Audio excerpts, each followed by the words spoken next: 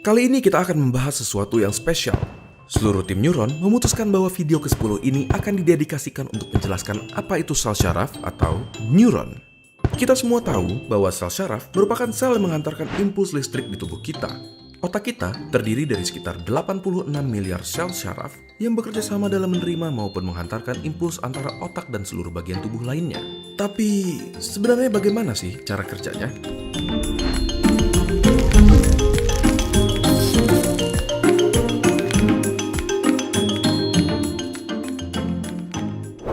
Pertama, kita mulai dari strukturnya terlebih dahulu. Salah satunya ada yang namanya akson. Bagian ini bertanggung jawab dalam transmisi impuls listrik dari satu sel syaraf ke sel syaraf berikutnya, yang akan berujung ke target akhir yaitu organ ataupun otot.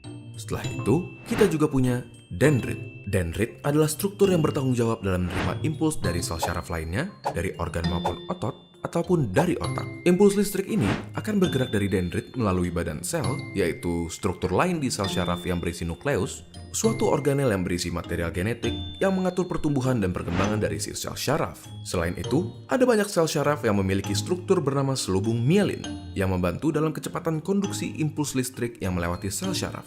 Tahu nggak? Konduksi listrik di badan kita bisa mencapai 120 meter per detik di sel syaraf yang mempunyai selubung mielin. Oke, kita sudah mendapatkan gambaran dari struktur sel syaraf. Tetapi, bagaimana dengan transmisi impulsnya? Bagaimana caranya otak kita menyuruh jempol kita misalnya untuk bergerak? Di awal, melalui suatu mekanisme yang kompleks, otak kita membentuk sesuatu yang bernama potensial aksi dan meneruskannya sepanjang syaraf yang bertanggung jawab untuk menggerakkan jempol.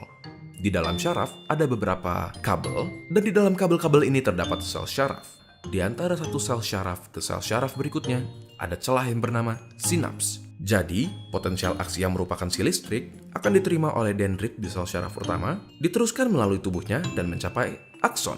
Di beberapa neuron atau sel syaraf pertama, ada sesuatu yang bernama neurotransmitters, suatu zat kimia yang berperan dalam konduksi listrik dari satu sel syaraf ke sel syaraf berikutnya. Neurotransmitter akan dilepaskan ke sinaps dan menghasilkan suatu potensial aksi di sel syaraf kedua. Di sini, listrik tersebut akan dioper dari satu sel syaraf ke sel syaraf berikutnya. Sampai akhirnya, sel syaraf terakhir menyampaikan si listrik ke otot yang bertanggung jawab dalam menggerakkan si jempol.